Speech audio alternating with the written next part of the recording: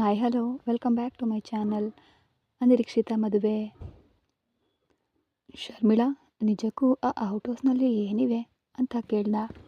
ಅದರಲ್ಲಿ ಏನಿರುತ್ತೆ ಬಾಲನ್, ಹಳೆಯ ಸಾಮಾನುಗಳು ಹಾಗೆ ಸತ್ತವರ ಫೋಟೋಗಳಿವೆ ಅಷ್ಟೇ ಅಂದ್ಲು ಶರ್ಮಿಳಾ.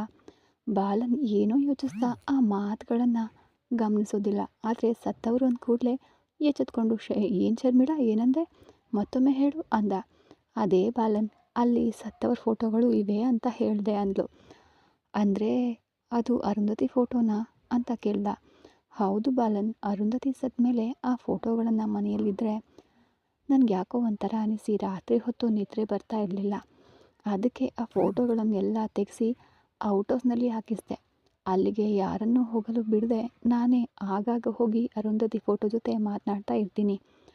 ಬಾಲನ್ ಯೋಚಿಸ್ತಾ, ಆ ಫೋಟೋ ಮನೆಯಲ್ಲಿದ್ದಾಗ ನಿನಗೆ ಅರುಂಧತಿ ಮನೆಯಲ್ಲಿ ಇದ್ದಾಳೆ ಅಂತ ಅನ್ನಿಸ್ತಾ? ಹೇಳು ಶರ್ಮಿಳಾ ಅಂತ ಕೇಳ್ದ.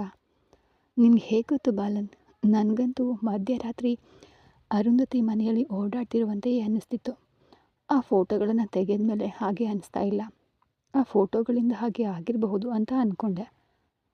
ನೀನು ಫೋಟೋ ಇರೋದ್ರಿಂದ ಹಾಗೆ ಆಗಿದೆ ಅಂತ ಅಂದ್ಕೊಳ್ತಿದೀಯಾ?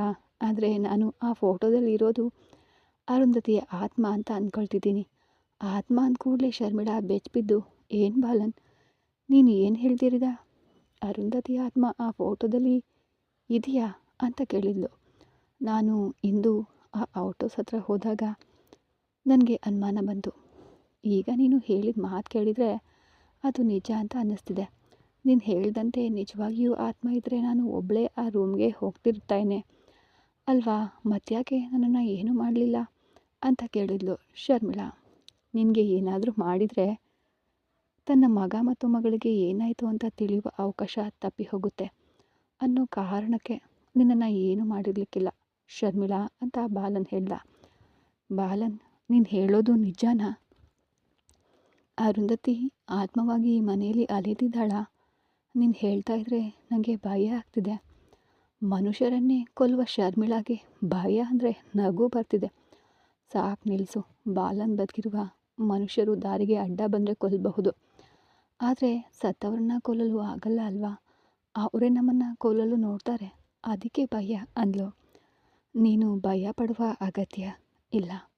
ಕೊಲ್ಲಬೇಕು ಅಂತ ಅಂದ್ಕೊಂಡಿದ್ರೆ ಪ್ರತಾಪವರ್ಮನನ್ನು ಯಾವಾಗಲೂ ಕೊಂದುಬಿಡ್ತಿದ್ಲು. ಹಾಗೆ ಮಾಡಿಲ್ಲ ಅಂದರೆ ನಿಮ್ಮಿಂದಲೇ ನೀವು ಎಂಥವರು ಮತ್ತು ಏನು ಮಾಡಿದ್ದೀರಿ ಅಂತ ಹೇಳಿಸೋವರೆಗೂ ಅವಳು ನಿಮ್ಮನ್ನು ಏನೂ ಮಾಡೋದಿಲ್ಲ ಅಂತ ಅರ್ಥ. ಹಾಗಾದರೆ ನಮ್ಮಿಂದ ನಿಜ ಹೊರಬರೋವರೆಗೂ ಅವಳು ನಮ್ಮನ್ನು ಏನು ಮಾಡೋದಿಲ್ಲ ಅಂತ ಬಾಲನ್. ಅದೇ ಆಗಿರುತ್ತೆ ಅಂತ ನಾನು ಅಂದ್ಕೊಳ್ತಿದ್ದೀನಿ ಅಂದ ಬಾಲನ್. ಅದೇ ಆಗಿದ್ರೆ ಆ ಅರುಂಧತಿ ನನ್ನ ಕೈಯಿಂದ ನಿಜ ಹೇಳಿಸಲು ಇನ್ನೊಂದು ಜನ್ಮ ಎತ್ತಬೇಕು ಅಂತ ನಕ್ಳು ಶರ್ಮಿಳಾ. ಸತ್ತ ಮೇಲೆಯೂ ನಿನ್ನ ಬಗ್ಗೆ ಆ ಅರುಂಧತಿಗೆ ಅರ್ಥವಾಗಲಿಲ್ಲ ಶರ್ಮಿಳಾ. ಬದುಕಿರುವಾಗಲೇ ನಾವು ಏನೆಂದು ಅರ್ಥ ಆಗಲಿಲ್ಲ, ಇನ್ನು ಸತ್ತ ಮೇಲೆ ಏನು ಅರ್ಥ ಆಗುತ್ತೆ ಅಂತ ನಕ್ಳು. ಆ ಅರುಂಧತಿ ನಿಜಕ್ಕೂ ಇದ್ದಾಳಾ ಇಲ್ವಾ ನಾನು ನಿಧಾನವಾಗಿ ತಿಳ್ಕೊತೀನಿ. ನೀನು ಹೋಗಿ ಮಲಗು. ಮತ್ತು ನಿನ್ನ ಯಜಮಾನರು ನೋಡಿದರೆ ಈ ಮಧ್ಯರಾತ್ರಿವರೆಗೂ ಇಲ್ಲಿ ಏನು ಮಾಡ್ತಿದ್ದೀಯಾ ಅಂತ ನಿನ್ನ ಮೇಲೆ ಕಿರ್ಚ್ತಾನೆ ಅಂದ ಬಾಲನ್. ಅಯ್ಯೋ, ನನ್ನ ಗಂಡನೇ ತಾನೆ, ಕಿರ್ಚಿದ್ರೆ ಕಿರ್ಚಲಿ ಬಿಡು ಅಂದ್ಲು ಶರ್ಮಿಳಾ. ನಿನ್ಗೆ ಯಾಕೆ ಆ ಪ್ರತಾಪವರ್ಮ ಅಂದರೆ ಅಷ್ಟು ಹುಚ್ಚು ಶರ್ಮಿಳಾ? ಶರ್ಮಿಳಾ ಹೊರಗೆ ಹೋಗ್ತಾ, ನಿನಗೆ ನಾನು ಅಂದರೆ ಯಾಕೆ ಅಷ್ಟು ಹುಚ್ಚೋ? ನನಗೆ ಪ್ರತಾಪವರ್ಮ ಅಂದರೆ ಅಷ್ಟೇ ಹುಚ್ಚು ಅಂತ ಹೊರಟು ಹೋದ್ಲು. ನಿನ್ನ ಮೇಲೆ ಯಾಕೆ ಇಷ್ಟು ಹುಚ್ಚು ಅಂತ ಎಷ್ಟೇ ಯೋಚಿಸಿದ್ರೂ ಅರ್ಥ ಆಗ್ತಿಲ್ಲ ಶರ್ಮಿಳಾ ಅಂತ ಬಾಲನ್ ರೂಮ್ಗೆ ಹೋಗಿ ಫೋನ್ ತಗೊಂಡು ತನ್ನ ಹಿಂದೆ ಬಂದ ಶಿಷ್ಯಗೆ ಫೋನ್ ಮಾಡಿ ಬರಲು ಹೇಳ್ದ. ಬಾಲನ್ ಯಾಕೆ ಬರಲು ಹೇಳ್ದಾನೆ ಅಂತ ಅರ್ಥವಾಗಿ ಇಬ್ಬರು ರೂಮಿನೊಳಗಡೆ ಹೋಗಿ ಬಾಗಿಲನ್ನು ಹಾಕ್ಕೊಂಡ್ರು. ಶಿವಾನಿ ನೀರಿಗಾಗಿ ಕೆಳಗೆ ಬರುತ್ತಾ ಅದನ್ನು ನೋಡಿ, ಚೀಚಿ, ಈ ಗಂಡಸರೆಲ್ಲರೂ ಇಷ್ಟೇನಾ? ಈ ಪ್ರತಾಪವರ್ಮ ಒಬ್ಬ ಅಂದ್ಕೊಂಡ್ರೆ ಇವನು ಕೂಡ ಅಷ್ಟೇನಾ? ನೋಡಲು ಮುಖಕ್ಕೆ ಗಂಧದ ಬೊಟ್ಟು ಇಟ್ಕೊಂಡು ಪವಿತ್ರವಾಗಿ ಕಾಣ್ತಾನೆ. ಈ ರಾತ್ರಿ ಹೊತ್ತು ಮಾಡುವ ಕೆಲಸಗಳು ಇವ ಅಂತ ಅಸಹ್ಯ ಪಟ್ಕೊಂಡು ನೀರು ಹಿಡಿದು ಮೇಲೆ ಹೋದ್ಲು. ಜಾಹ್ನವಿ ಬೆಳಗ್ಗೆ ಎದ್ದು ಕುಳಿತು ರಾತ್ರಿ ಆರ್ಯನ್ ಹೇಳಿದ ಮಾತಿನ ಬಗ್ಗೆ ಯೋಚಿಸ್ತಾ, ನಿಮ್ಮ ಚಿಕ್ಕಮ್ಮನನ್ನು ಸೊಸೆಯಾಗಿ ಒಪ್ಕೊಳ್ಬೇಕಾ? ಅದು ಆಗದ ಕೆಲಸ ಅಂತ ಎಲ್ಲರಿಗೂ ಗೊತ್ತು. ನಿಮ್ಮ ಚಿಕ್ಕಮ್ಮನನ್ನು ನಾನು ಒಪ್ಸೋದಲ್ಲ, ನೀವೇ ನಿಮ್ಮ ಚಿಕ್ಕಮ್ಮನ ಕೈಯಿಂದ ನನ್ನನ್ನು ಸೊಸೆಯಾಗಿ ಒಪ್ಪುವಂತೆ ಮಾಡದೇ ಇದ್ದರೆ ನನ್ನ ಹೆಸರು ಜಾಹ್ನವಿನೇ ಅಲ್ಲ ಆರ್ಯನವ್ರೆ ಅಂತ ಎದ್ದು ವಾಶ್ರೂಮ್ಗೆ ಹೋಗಿ ಸ್ನಾನ ಮಾಡಿ ಬಂದಳು. ಕಬೋರ್ಡ್ ಹತ್ರ ಹೋಗಿ ಅದನ್ನು ತೆರೆದು ಯಾವ ಸೀರೆ ಉಟ್ಟರೆ ಚೆನ್ನಾಗಿರುತ್ತೆ ಅಂತ ನೋಡುವಾಗ ಒಂದು ಬೇಬಿ ಪಿಂಕ್ ಬಣ್ಣದ ಸೀರೆ ಕಾಣ್ತು. ಅದನ್ನು ಉಟ್ಕೊಂಡು ಡ್ರೆಸ್ಸಿಂಗ್ ಟೇಬಲ್ ಮುಂದೆ ಕುಳಿತು ಅರ್ಧ ಗಂಟೆ ರೆಡಿಯಾಗಿ ಎದ್ದು ಕನ್ನಡಿಯ ಮುಂದೆ ನಿಂತಳು. ಜಾಹ್ನವಿ, ಇದು ನೀನೇನಾ? ದಿನ ಯಾಕೆ ಹುಚ್ಚಿ ಹಾಗೆ ಇರ್ತೀಯಾ? ಹೀಗೆ ಯಾವಾಗಲೂ ರೆಡಿಯಾಗಿದ್ದರೆ ಆರ್ಯನವರೇ ನಿನ್ನನ್ನು ಇಲ್ಲಿಗೆ ಕರ್ಕೊಂಡು ಬರ್ತಾಯಿದ್ರು ಅಂತ ಅಂದ್ಕೊಂಡು ಜಡೆಯನ್ನು ಮುಂದೆ ಹಾಕ್ಕೊಂಡು ರೂಮಿನಿಂದ ಹೊರಗೆ ಬಂದಳು. ಆರ್ಯನ್ ರೂಮಿನ ಕಡೆ ನೋಡಿ, ಇವರು ಇನ್ನೂ ಎದ್ದಿರಲಿಕ್ಕಿಲ್ಲ, ಇವರನ್ನು ಹೇಗೆ ಎಬ್ಬಿಸಬೇಕು ಅಂತ ನನಗೆ ಚೆನ್ನಾಗಿ ಗೊತ್ತು ಅಂತ ಜಡೆ ಆಡಿಸ್ತಾ ಕೆಳಗಡೆ ಹಿಡಿತಾ ಇದ್ಲು. ಕೆಳಗಿದ್ದ ಶರ್ಮಿಳಾ ಜಾಹ್ನವಿಯನ್ನು ನೋಡಿ ಶಾಕ್. ಏನಿದು, ಈ ದಿನ ಇಷ್ಟು ಸುಂದರವಾಗಿ ರೆಡಿಯಾಗಿದ್ದಾಳೆ? ಬಂದಾಗಿನಿಂದ ಯಾವುದೋ ಹಳೆ ಡ್ರೆಸ್ ಹಾಕ್ಕೊಂಡು ಹುಚ್ಚಿ ಹಾಗೆ ಇದ್ದವಳು ಈಗ ಇದ್ದಕ್ಕಿದ್ದಾಗೆ ಯಾಕೆ ಇಷ್ಟೊಂದು ಚೆನ್ನಾಗಿ ಕಾಣ್ತಿದ್ದಾಳೆ? ಇವಳು ಹೀಗಿದ್ರೆ ಆರ್ಯನ್ ಕೋಪ ಉರಿತಿರುವ ಕೆಂಡಕ್ಕೆ ನೀರು ಸುರಿದಂತೆ ತಣ್ಣಗಾಗಿ ಬಿಡುತ್ತೋ ಏನೋ ಅಂದ್ಕೊಳ್ತಾ ಜಾಹ್ನವಿ ಹತ್ರ ಬಂದು ನಿಂತಳು. ಶುಭೋದಯ ಅತ್ತೆ ಅಂದ್ಲು ಜಾಹ್ನವಿ. ಏನು ಅಂತ ಮುಖ ಸಿಂಡರಿಸ್ತಾ ಕೇಳಿದ್ಲು ಶರ್ಮಿಳಾ. ಶುಭೋದಯ ಅಂದರೆ ಗೊತ್ತಿಲ್ಲ ಅತ್ತೆ, ಕನ್ನಡದಲ್ಲಿ ಗುಡ್ ಮಾರ್ನಿಂಗ್ ಹೇಳ್ತಾ ಇದ್ದೇನೆ ಅಂದ್ಲು. ಅದು ಸರಿ, ನೀನು ಇಷ್ಟು ಬೆಳಗ್ಗೆ ಎಲ್ಲಿ ಹೋಗ್ತಿದೀಯಾ ಅಂತ ಕೇಳಿದ್ಲು. ನಾನು ಎಲ್ಲಿಗೆ ಹೋಗ್ತೀವಲ್ವಲ್ಲ, ಯಾಕೆ ಹಾಗೆ ಕೇಳಿದ್ರಿ? ಎಲ್ಲಿಗೋ ಹೋಗುವ ಹಾಗೆ ರೆಡಿಯಾಗಿದೆಯಲ್ಲ, ಅದಕ್ಕೆ ಕೇಳಿದೆ. ಏನು ಅತ್ತೆ, 500 ರೂಪಾಯಿ ಸೀರೆ ಉಟ್ಕೊಂಡ್ರೆ ನಾನು ಎಲ್ಲಿಗೋ ಹೋಗ್ತಿದ್ದೀನಿ ಅಂತ ಅನಿಸ್ತಿದೆಯಾ ಅಂತ ನಕ್ಳು.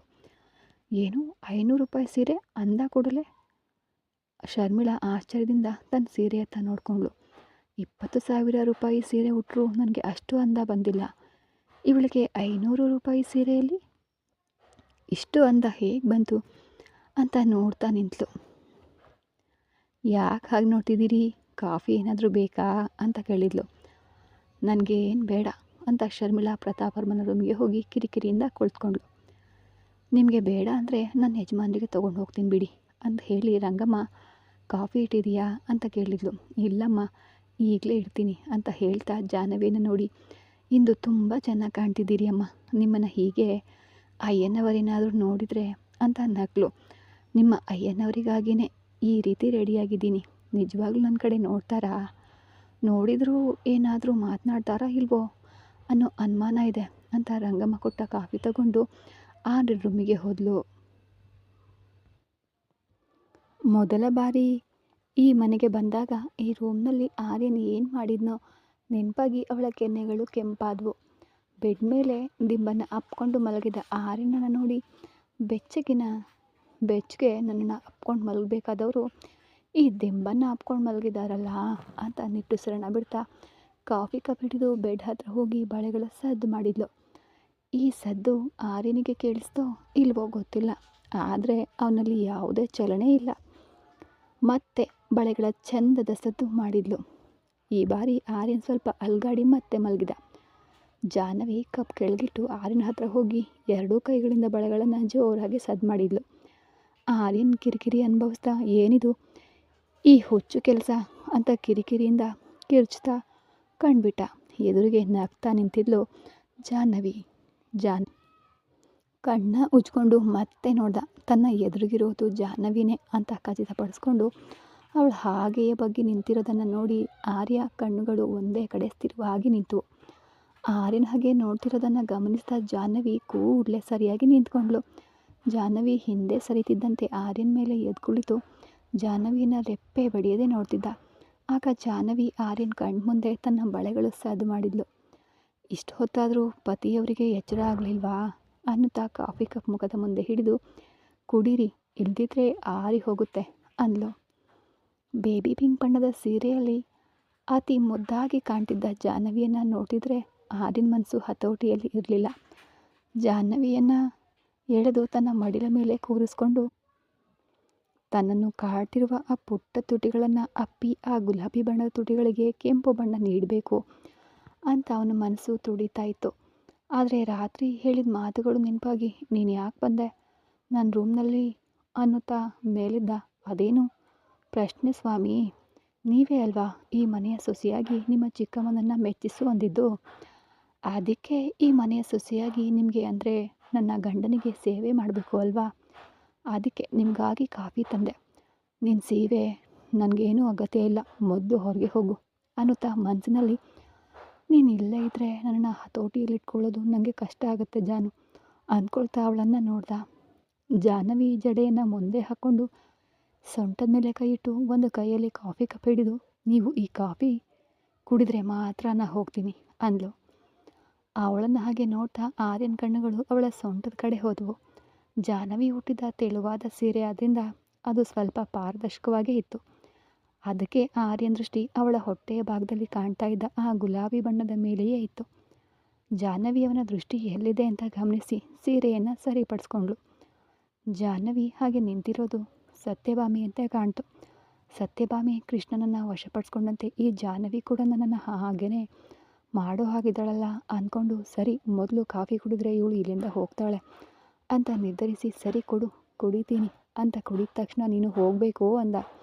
ಹೆಂಡತಿ ಬೆಳ್ಳಂಬೆಳಗ್ಗೆ ಹೀಗೆ ಕಾಫಿ ತಂದಾಗ ಯಾರಾದರೂ ನಗ್ತಾ ಗುಡ್ ಮಾರ್ನಿಂಗ್ ಹೇಳಿ ಒಂದು ಮುತ್ತು ಕೊಡ್ತಾರೆ. ಆಮೇಲೆ ಕಾಫಿ ಕುಡಿದು ಇದರಲ್ಲಿ ಸಕ್ಕರೆ ಇಲ್ವಲ್ಲ ಅಂದಾಗ ಹೆಂಡತಿ ಹೌದಾ ಅಂತ ತಾನು ಕುಡಿದು ನೋಡ್ತಾಳೆ. ಆಮೇಲೆ ಗಂಡ ಕುಡಿದು ಈಗ ಸಿಹಿಯಾಗಿದೆ ಅಂತಾರೆ. ಆದರೆ ನೀವು ಸ್ನಾನಕ್ಕೆ ಹೋಗುವಾಗ ಹೆಂಡತಿ ಹೊರಗೆ ಹೋಗಲು ನೋಡಿದರೆ ಅವಳನ್ನ ತನ್ನ ಕಡೆಗೆ ಎಳ್ಕೋತಾರೆ. ನೀವೇನಿದು ಬಂದಾಗಿಂದ ಹೋಗು ಹೋಗು ಅಂತಲೇ ಇದ್ದೀರಲ್ಲ ಅಂದ್ಲು. ಜಾಹ್ನವಿ ಹೇಳ್ತಾ ಹೋದಂತೆ ಆರ್ಯನ್ ಅವಳೊಂದಿಗೆ ಕಲ್ಪನೆ ಮಾಡ್ಕೊಳ್ತಾ ಅವಳನ್ನು ಹತ್ತಿರಕ್ಕೆ ಎಳ್ಕೊಂಡು ಆ ಪುಟ್ಟ ತುಟಿಗಳನ್ನು ಸೇರಿ, ಈ ಕಾಫಿಗಿಂತ ನಿನ್ನ ತುಟಿಗಳೇ ತುಂಬ ಸಿಹಿಯಾಗಿವೆ ಜಾಹ್ನವಿ, ನೀನು ಬಿಡಿ ಅಂದರೂ ಬಿಡದೆ ನಿನ್ನ ಆ ಮುದ್ದಾದ ತುಟಿಗಳಿಗೆ ಕೆಂಪು ಲಿಪ್ಸ್ಟಿಕ್ ನಾನೇ ಹಚ್ತೀನಿ ಅಂತ ಆರ್ಯನ್ ಕನಸಿನ ಲೋಕದಲ್ಲಿ ಇದ್ದಾನೆ. ಈ ಕತೆ ಮುಂದುವರಿಯೋದು. ಮುಂದೆ ಏನಾಗುತ್ತೆ, ಆ ಕನಸನ್ನು ನಿಜ ಮಾಡ್ತಾನ, ಏನಾಗುತ್ತೆ ಅಂತ ಮುಂದಿನ ಎಪಿಸೋಡಲ್ಲಿ ನೋಡೋಣ. ಅಲ್ಲಿವರೆಗೂ ಕಥೆಯನ್ನು ಮಿಸ್ ಮಾಡದೆ ನೋಡ್ತಾ ಇರಿ. ಧನ್ಯವಾದಗಳು.